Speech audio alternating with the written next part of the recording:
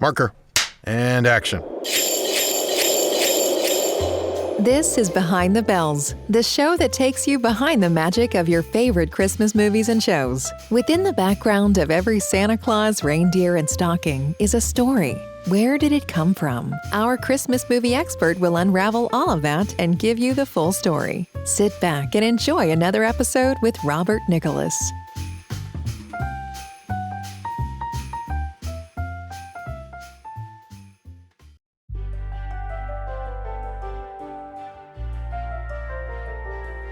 Merry Monday, everyone, and welcome to Behind the Bells.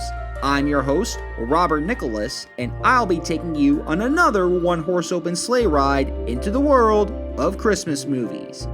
Yes, my podcast primarily covers movies surrounding the Christmas season. But does that mean I only like movies that are Christmas-themed? Of course not. If anything, I'm a total geek for any kind of movie. I just happen to love holidays. I don't just mean the Christmas season, but rather most holidays. I'll be ready to go to the local New Year's Eve party to help bring in the new year.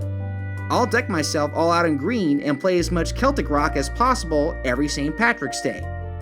4th of July makes me reminisce on why I'm proud to be an American. When Halloween rolls around, I'm one of the first to decorate my house in jack-o'-lanterns to give people the spooky ambiance they need. The point I'm making is that most people see holidays as something to look forward to. Regardless of our personal favorites, everyone has a specific day that they look forward to. Usually it's more personal, but even those that don't like Halloween or Christmas can see that it makes a lot of people happy. It just so happens that guys like me want to make it their goal to contribute to the magic of the holidays. Today's movie focuses on a man who threw his celebrity career away in order to give something special to the people around each holiday. It also happens to be my first golden age of Hollywood film. It may seem odd that I may want to cover something that your grandparents watch, but I believe that all movies have a fascinating story around it. Yes, we hear a lot of Bing Crosby every December, and you might have heard the name Fred Astaire every now and then, but unless you're a similar movie fanatic, chances are you don't go out to watch a lot of black and white movies of the 40s. Today I want to cover a movie that has a lot of significance, even though we don't see a lot of mention of it in the modern world of Christmas. But it's also a movie that has some controversy because of an entire scene. But it's a movie that combines the best elements of an old school musical, Christmas nostalgia, and storytelling that's much more self-aware than a lot of Hollywood was willing to admit. This is Irving Berlin's Holiday Inn.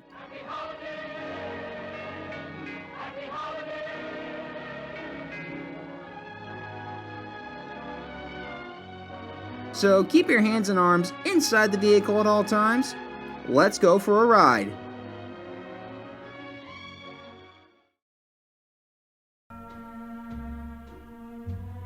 For an era where nightclubs were the best place to see the latest and greatest, it only makes sense that our main characters start out on top, or as they used to say, the bee's knees.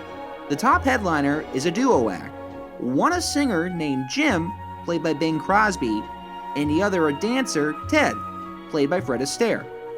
Both are old enough to be seen as influential masters of their skill, but are young enough where they can still make or break their eventual best days.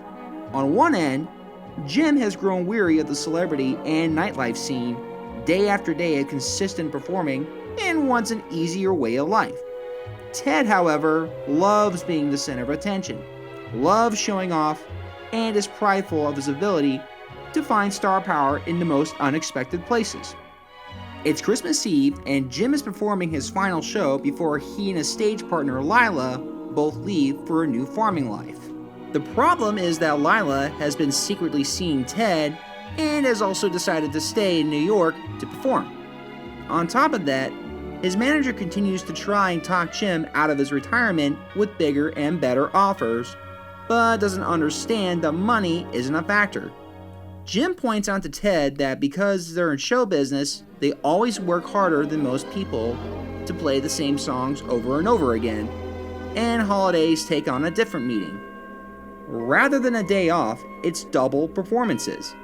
Jim simply wants an easier life, but accidentally receives premature news that Lila won't be going due to her love for Ted.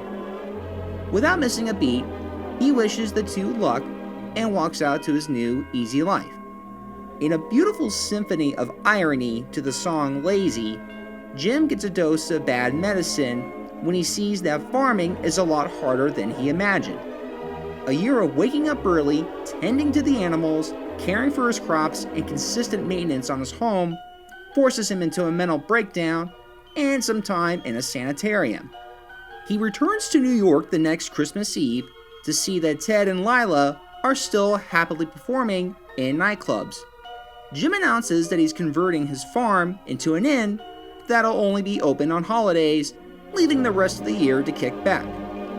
At the same time, a florist named Linda, played by Marjorie Reynolds, recognizes the talent manager from earlier and uses her wit to get herself an invitation to audition for Jim's new hotel, Holiday Inn, no relation to the actual hotel chain that wouldn't start business until 1952. Linda arrives at the new inn, where she sees Jim, who's been renovating the home into something more quaint, but large enough to pack in a house and provide a new stage for his performances. The only other people living there is his go-to black assistant and housekeeper, Mammy, played by Louise Beavers. Jim not only hires Linda on the spot, but it's here where we get to see the cinematic debut of his iconic song, White Christmas. It isn't long until Ted shows up at the inn, but only after Lila leaves him for a wealthy Texan.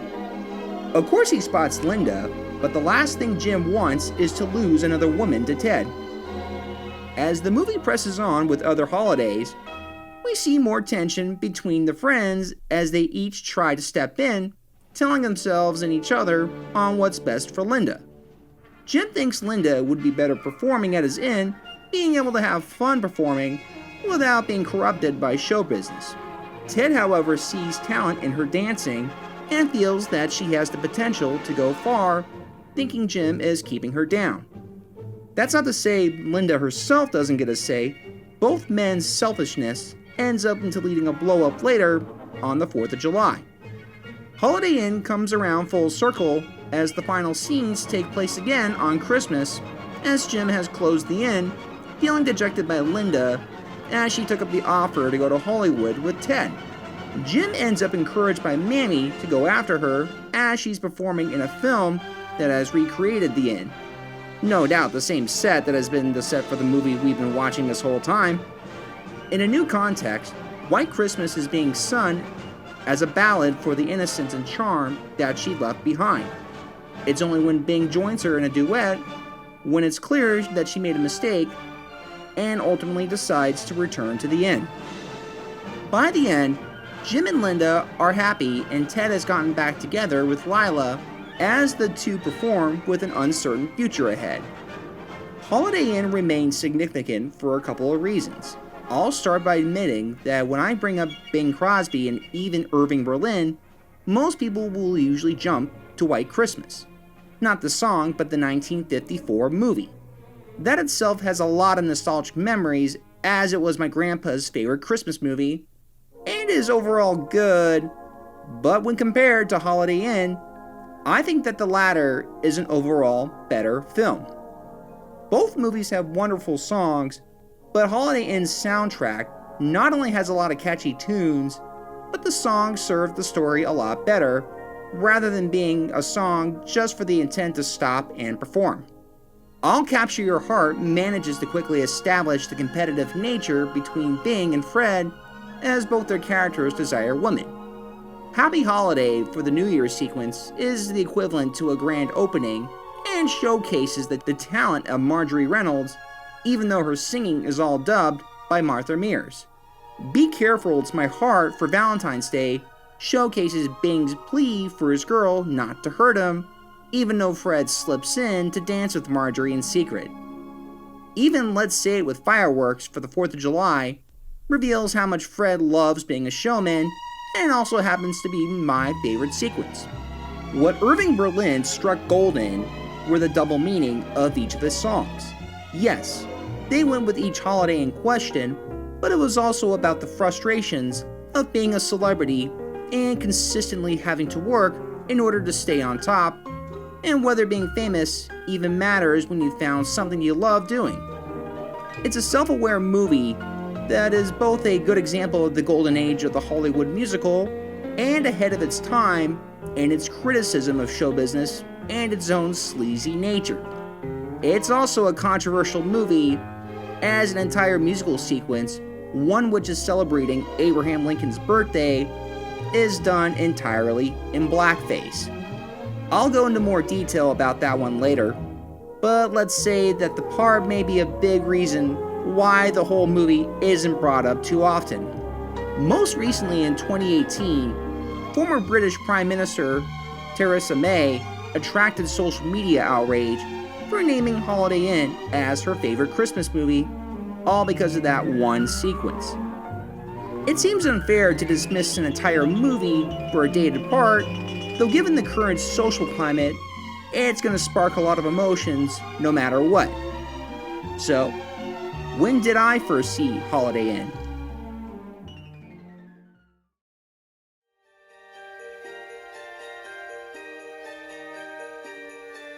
Unlike Home Alone, which I saw when I was younger and have a lot of fond memories of, this I'd only seen for the first time last year in 2020. I had certainly heard about it sooner, having passed by its black and white DVD box at the Blockbuster, or sitting alongside several other Christmas movies each holiday season whenever I strolled into the Best Buy. It wasn't a few years ago until I knew more about it when I was listening to another podcast called You Must Remember This. It's another great show that covers all things classic Hollywood. I can't recall exactly which episode, but at some point, host Karina Longworth brought up Holiday Inn, calling it a better movie than White Christmas.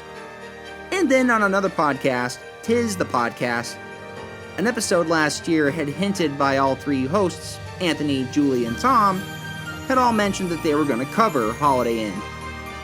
So a week before that episode, I finally sat down to watch it, and I really liked it, even though it's debatable on whether or not it counts as a full Christmas movie.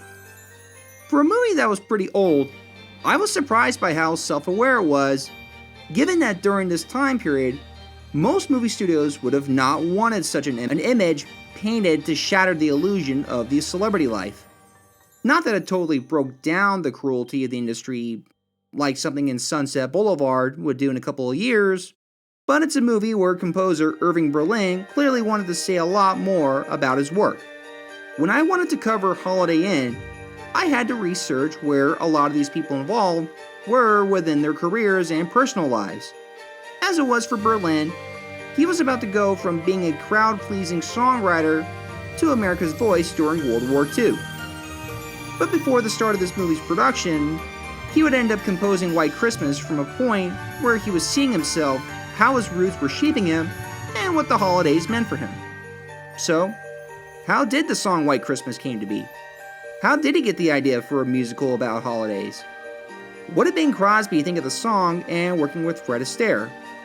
Well, let's ring out the bells and take a look at the history of Holiday Inn. Because Holiday Inn came from a place of passion from Irving Berlin, I feel it's important to go a little bit into his background before we get to his spark of holiday imagination.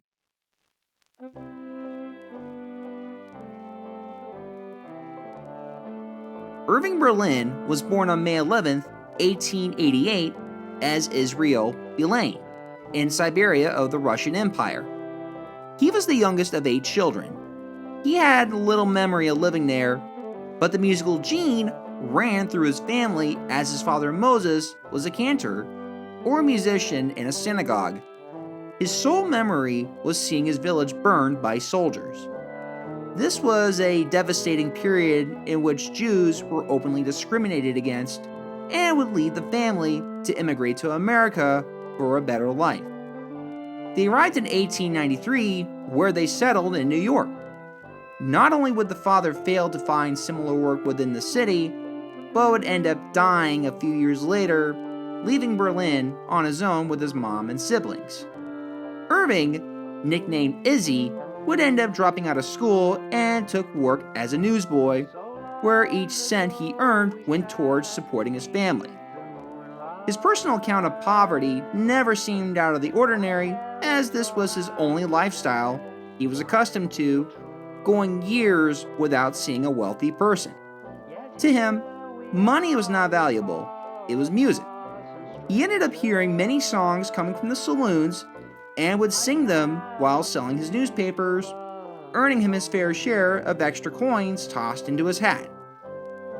Into his early adulthood, he remained in New York, singing in various cafes and saloons before he ended up as a staff lyricist for the Ted Snyder Company.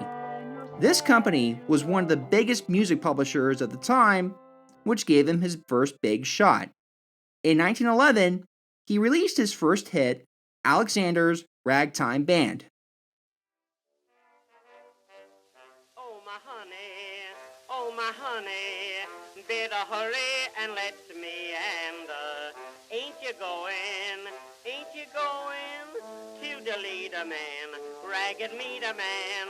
Oh my honey, let me take you to Alexander's grandstand, a brass band. Ain't you coming along? Come on and hear. This made him an instant celebrity and brought ragtime to popularity as the most popular music genre. It would end up being covered by Louis Armstrong, Al Jolson, and the future Holiday Inn star, Bing Crosby. It wouldn't be long before he got more ideas for songs. Some coming from personal experience like What'll I'll Do and Always were love ballads that were written in honor of his second wife, Aline McKay. Others like Blue Skies, Putting on the Ritz, which you might remember from the Mel Brooks comedy Young Frankenstein, and of course, God Bless America, were crowd pleasers that he was hired to write, but put in the same passion he would for any work. Those same songs would end up on the Broadway stage in a variety of shows like the Ziegfeld Follies and the Coconuts. To put it in perspective, the 1920s put him on stage. The 30s would introduce him on another stage now that technology was about to make a big leap in entertainment. His songs and music would end up help kickstart the sound era of movies in 1927, with Blue Skies being sung by Al Jolson in The Jazz Singer. Blue sky, smiling at me, nothing but blue sky do I see. Oh, toto, bluebird, singing a song, nothing but little bluebird all day long. I never saw the sun shining so bright, never saw things going so right. Noticing the days hurrying by, when you're in love, oh, don't they fly?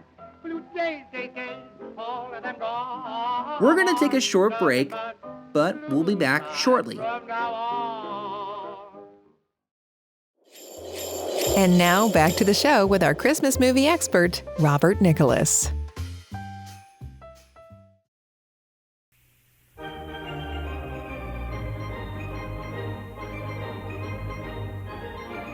No one will ever know the honor and feeling that your own music ended up as one of the first songs to ever be heard in a movie.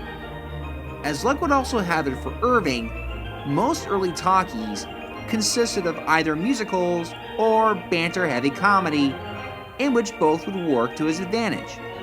He would end up composing music for movies such as Putting on the Ritz, Reaching for the Moon, and Top Hat, the movie that would introduce him to Fred Astaire. That's quite an accomplishment for someone who could play music and yet could not read or write it. So where does White Christmas come in? The only downside to consistent work on movies was that he was forced to be in LA away from his wife and 4 children. He loved them dearly and had longed to return to New York, where he would at least be able to be with his family and churn out more work on Broadway.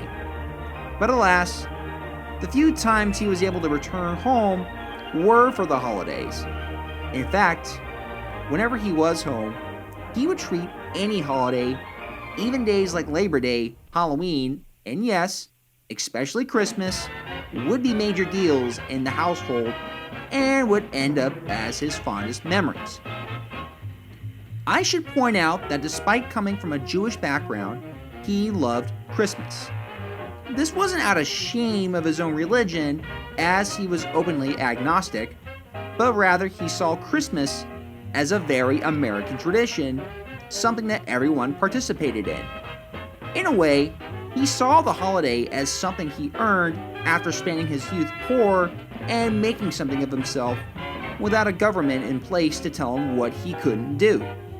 According to his children, they were taught to celebrate whatever they thought was important.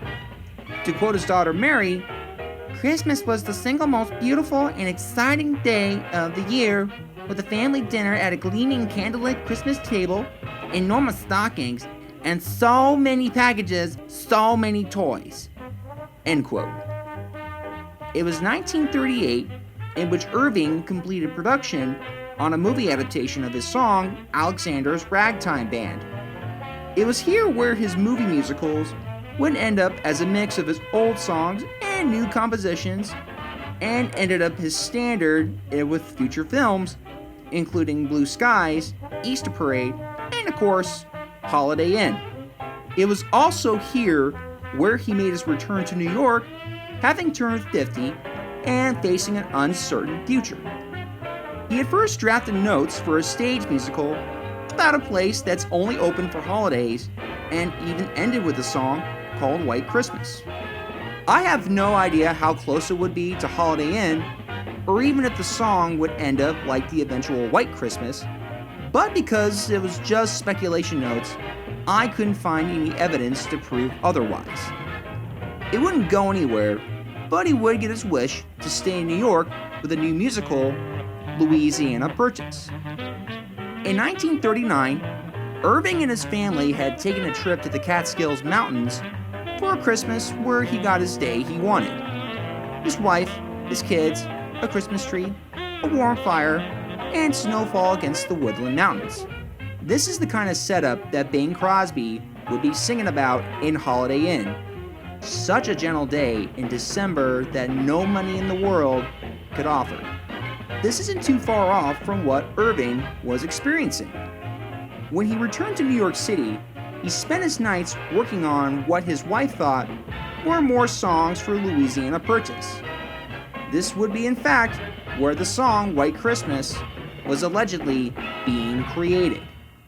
I use the word allegedly because Irving had never fully disclosed his full inspiration for White Christmas. But on January 8, 1940, he showed up to his office in the morning, which was rare as he always worked nights, called in his principal arranger and conductor, Henley Carissa, to transcribe his new song onto music notes. To quote Irving, "I want you to take down a song I wrote over the weekend. Not only is it the best song I ever wrote, it's the best song anyone's ever wrote." End quote. Henley knew it was going to be a bold and even cocky statement, but once he heard it, he too knew it was going to be a hit. To quote him, "When he sang the chorus, I knew it was really the greatest song ever written. I was thrilled as he was." End quote. Both could tell the song would resonate with anyone who wants to reminisce Christmas, just like the ones I used to know, harkering back to one day in which they wouldn't have to worry about work. When it came to deciding who would get to sing it, Irving immediately thought of no one else other than Bing Crosby.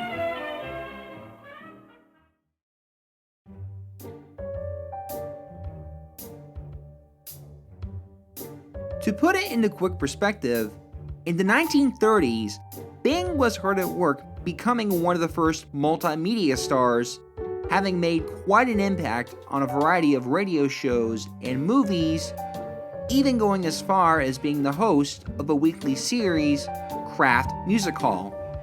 He had over 50 million listeners and covered many people, including previously mentioned Irving Berlin songs.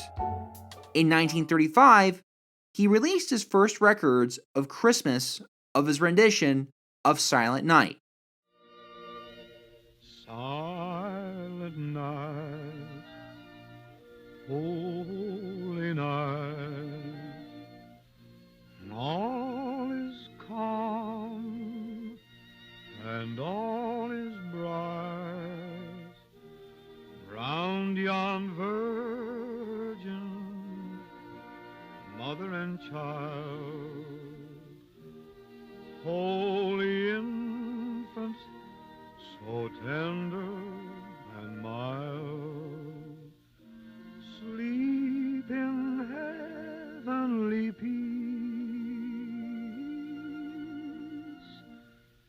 sleep in heavenly peace. It made him one of the first major stars with a Christmas hit song. His radio shows of him singing Christmas songs became so popular that he was nicknamed the Voice of Christmas. It would only seem inevitable that both Bing and Irving would end up doing one of the first major movies with Christmas themes. After all, both movies and theater were slow to craft projects around the holiday, and yet radio was becoming proof that Christmas could sell. It was around January of 1941 in which Irving went to Paramount with his previous idea of a musical about a place that's only open on holidays. But the catch was that he only had Bing Crosby in mind to play the lead. Irving even told his attorney, "I am not willing to sign any contract before they have signed Crosby." This was in trouble as Bing had worked with Paramount several times before, and knew that collaborating him and Irving on a full musical could be a potential hit. Though a full story had not been written yet, Irving also wanted to work with Fred Astaire again, having already worked with him in Top Hat. Again, Paramount was thrilled by the idea of having the biggest radio star team up with the biggest dancer in America.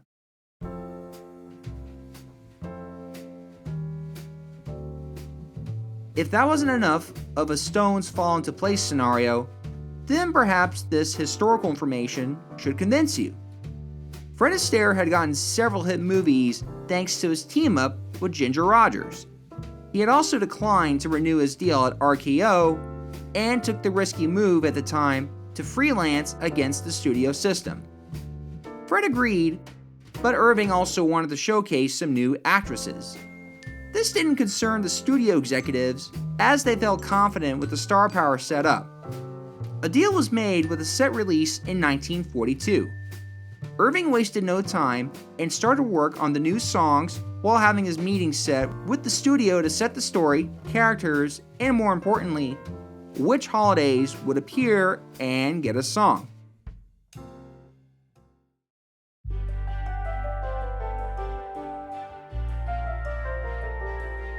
Though Irving was about to return to LA, he was at least going headfirst into a project that was mostly his. This would end up one of the first original movie musicals in a while. It would also give him a chance to vent his frustrations with the entertainment industry and work life while being a tribute to the good times the holidays had brought him and his family. But more importantly, this was going to give him a creative challenge he needed. Because Holiday Inn was going to be about a variety of different days, he was going to get the ability to write several different genres and styles. New Year's might be grander, George Washington's birthday could be more elegant, and 4th of July would be grand and bombastic. There's a lot to go into with the song development, the interaction between Bing Crosby and Fred Astaire, and how an event that happened during production would not only shape a sequence, but it would also set the course goal of Hollywood throughout the 1940s. That'll be interesting to dive into, so be on the lookout for part 2 of the Holiday Inn story.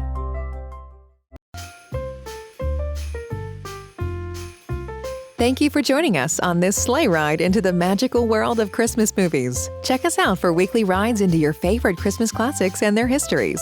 Be sure to give us a positive review on iTunes if you like what you heard. And don't forget to follow us on social media on Facebook and Instagram for updates and special news. Consider subscribing on Patreon in order to help keep the show going and to gain access to some special gifts not available to the public. Merry Monday to all, and to all a good night. See you next week. Cut. Okay, everybody, that's a wrap.